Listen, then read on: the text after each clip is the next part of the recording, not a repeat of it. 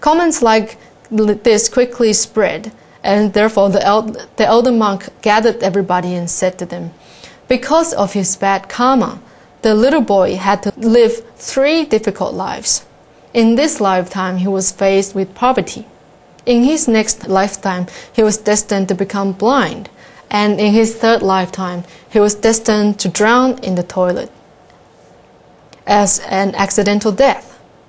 But his compassion in helping to build the temple earned him a lot of merits, and he was able to burn off his karmic debt in 1 lifetime. In this way, he did not have to suffer his bad karma through 3 bad lifetimes. And now he's being reborn into one of the heavens. From this story, you can see that we are the creator of our own circumstances. And cause and effect does follow us like the shadow. It follows us everywhere.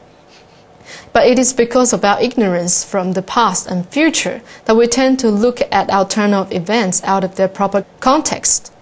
Therefore, we cannot say that our actions will not yield their corresponding effects. So from this story, we should be able to see the relationship between our karma that links up our past, present, and future lifetimes. This is like a seed that has been sown. With sufficient sunlight, air, and water as well as necessary factors, when the time is right, it will sprout, grow, and fructify. And even though we are not able to see into the past or future, what we can focus on is actually the present right now.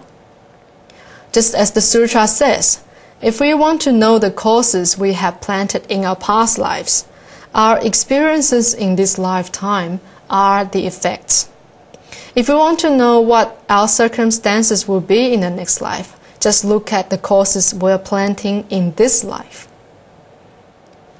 While we may not be able to do anything about past causes, we are still in control of our present and future lifetimes, which is very important. Therefore, if we understand that our circumstances today are the effects of past causes, we stand a better chance of accepting our circumstances with grace and willingness. Moreover, we can chart our future by the actions that we carry out today. In this way, we will mollify our past causes and plant wholesome seeds for the future. We should all take charge of the present and practice the Buddha's teachings. When we plant good seeds today, we will have a bountiful harvest tomorrow. Just as an old saying goes, good will be rewarded with good, and evil with evil when time calls for justice. Or another saying tells us that a son will not bear the consequences of his father's evil deeds, nor will a father bear that of his sons. When we understand that one reaps what he sows, and that effect cannot be transferred onto anyone else, we will endeavor to practice virtue in order for fortune to be generated. And it will be too late for us to be regretful when the effects of our evil deeds fall upon us. Just as chapter 38 of the Yogacara Bhumi Shastra says, what has been done cannot be lost. What has not been done will not be gained. And this sentence displays the very feature of the Buddhist concept on cause and effect. Basically, a thought or action will result in its own effect. A cause will not disappear until its effects take place. In other words, a cause that has not been created will not call for its corresponding effect. These are something which we all need to bear in mind. And now to add to what we have said so far, let's look at some of the incorrect views on cause and effect. Basically, there are many ways with which we could or can misunderstand the law of cause and effect. The first point tells us that there is divine cause and divine effects. In other words, these are the beliefs that all things are created by gods, and if we want better lives, we need to appeal to these gods. However, if we do not take responsibility of our own behavior, we will never get the result that we desire, because even the Buddha cannot change what we have done. The second point is fate. It's a belief that our lives are conditioned by fate.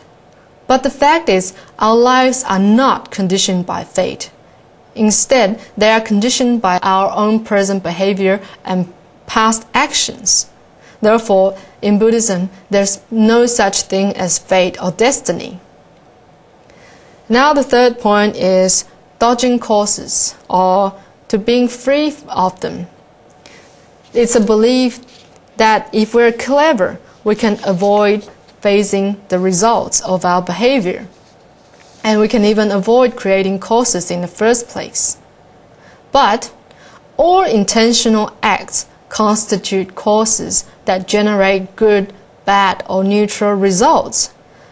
Therefore, rather than just avoiding it, we should understand how to use cause and effect to our advantage.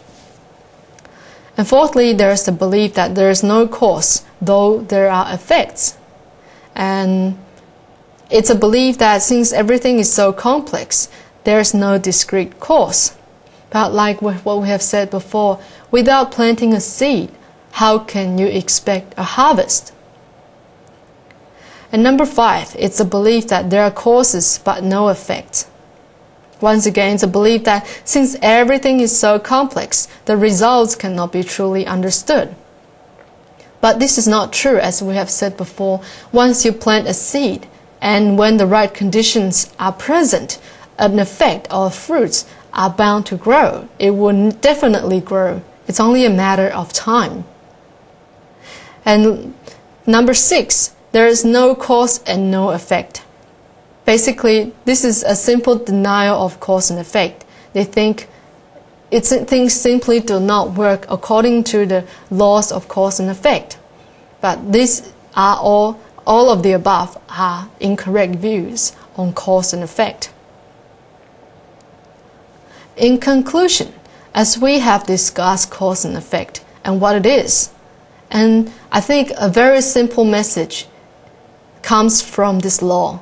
It wants to tell us the following: think before you act, because our actions will determine the outcomes of our future.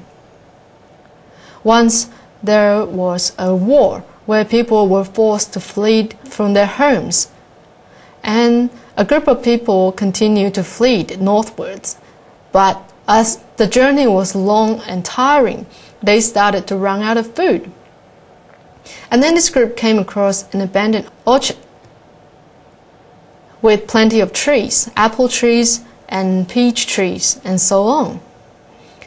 And as all of them were so hungry that they looked around the orchard and they decided that it was abandoned. So they all started picking fruits off the trees and started eating them.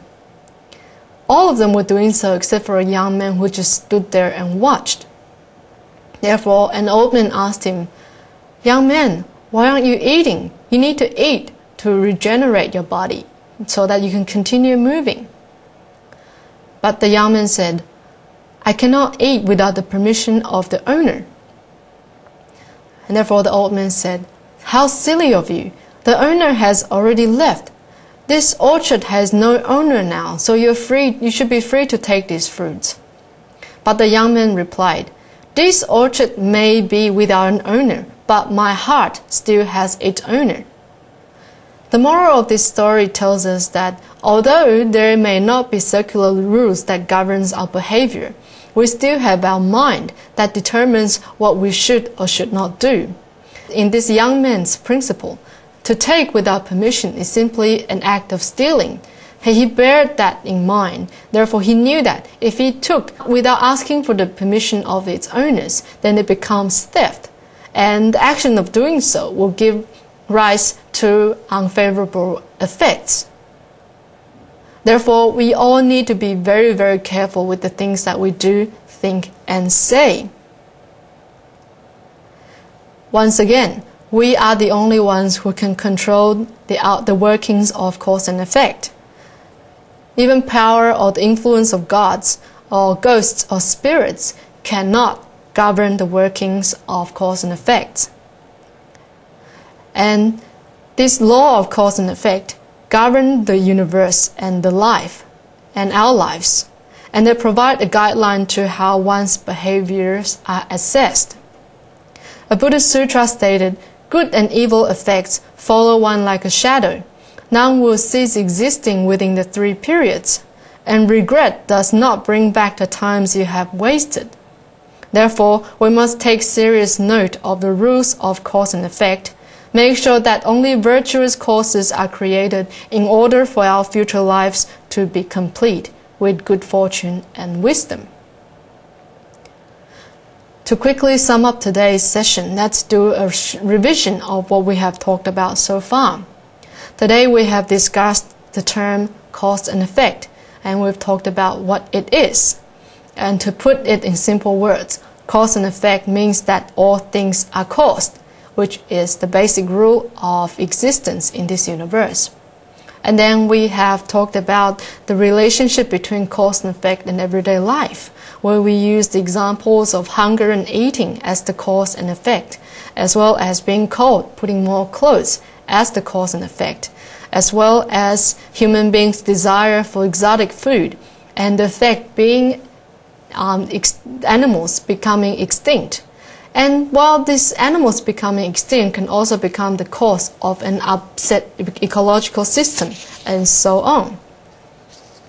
Furthermore, we discussed the non-Buddhist view on cause and effect, as well as the views on cause and effect that were held during ancient India times, which says that effects are impregnated within the cause, and as well as effectless cause. At the same time, we have also talked about the Buddhist view on cause and effect, as well as the correct and incorrect views on cause and effect to help us gain a better understanding of what to think of cause and effect and what not to think of cause and effect. I hope these have provided some clearer guidelines and explanations to our understanding of cause and effect. And we'll stop here today, and we'll see you next time.